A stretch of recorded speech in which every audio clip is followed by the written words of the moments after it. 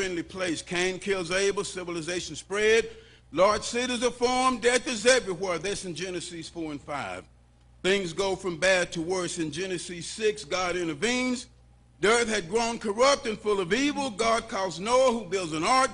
When the flood comes, covering the whole earth, only 8 people are saved.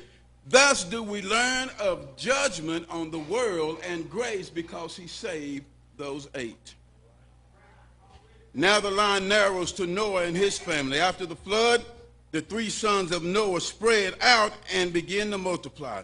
Generations come and go. Eventually they build a tower to express their enormous arrogance. God sends the confusion of language at the Tower of Babel. People scatter across the face of the earth.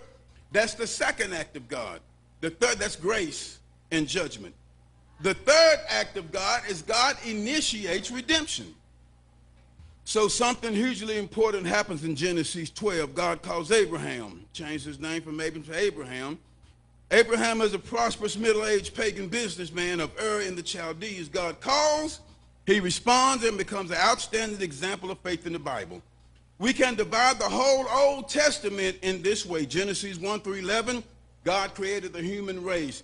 Genesis 12 through Malachi 4, God created the Hebrew race. Abraham and Sarah had a son, Isaac. Isaac had a son, Jacob. Jacob had many sons, the most important being Joseph. Joseph ends up serving Pharaoh in Egypt. I'm speed reading because I got 30 minutes. His family follows him there. They number 70 people.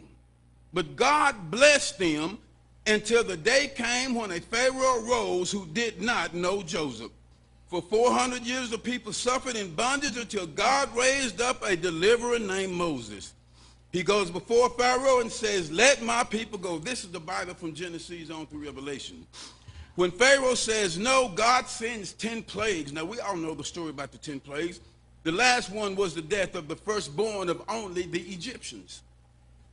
So Moses leads the Jews out of Egypt, across the Red Sea, and into the desert. At Mount Sinai, God gives the law, starting with the 10 commandments.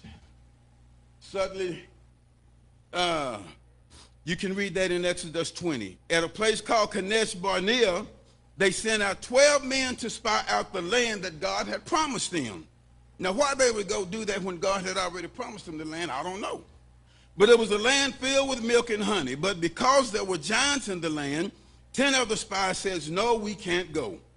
Because the people did not believe God's promise, they wandered in the wilderness 40 years. Then God raised up another leader, Joshua.